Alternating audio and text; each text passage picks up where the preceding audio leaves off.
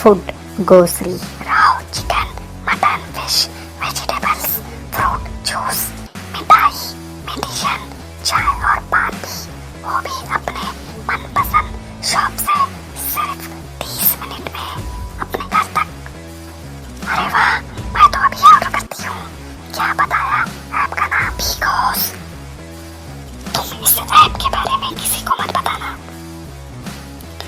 सुना हमने, किसी को मत बताना।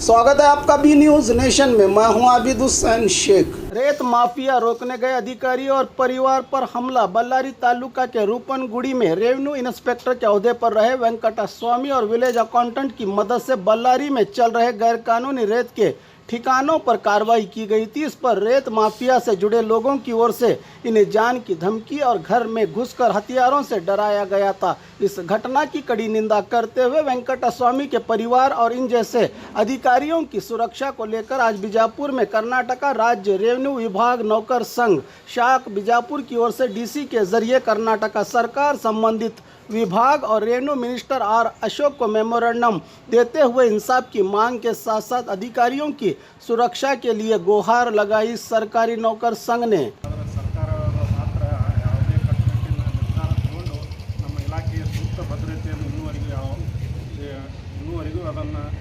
ಕಾರ್ಯರೂಪಕ್ಕೆ ತಂದಿಲ್ಲ.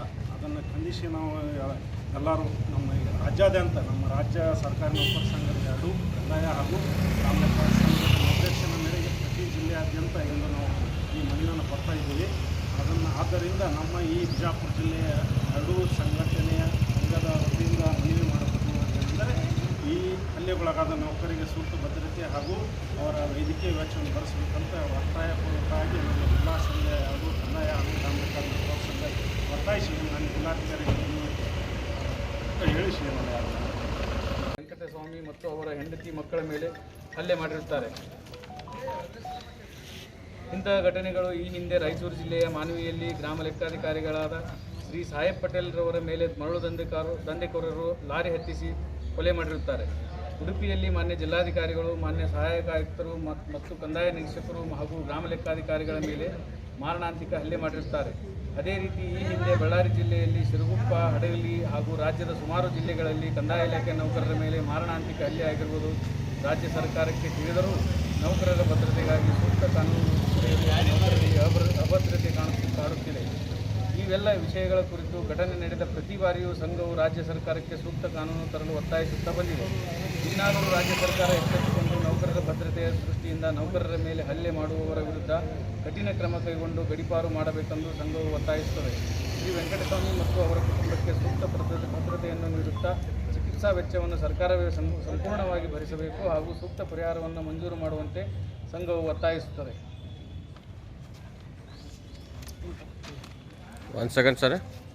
ಸರ್ ಇವತ್ತು ಒಂದು ಮನವಿಯನ್ನು ಸಲ್ಲಿಸಿದ್ದಾರೆ.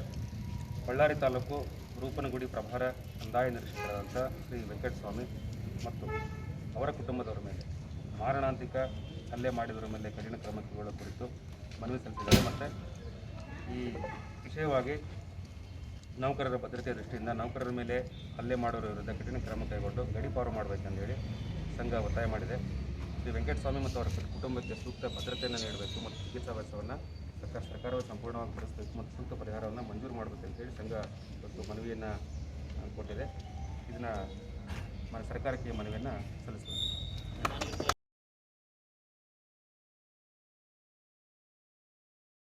बाघमारे हॉस्पिटल में औरतों से जुड़ी हर बीमारी के इलाज के साथ अब शुरू हो चुका है डिलीवरी।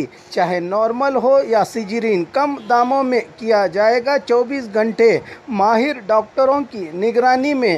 अस्पताल का पता सखाफ रोज़ा 4 नंबर स्कूल के करीब बीजापुर। और ख़बरों के लिए देखते रहिए बी न्यूज़ नेशन।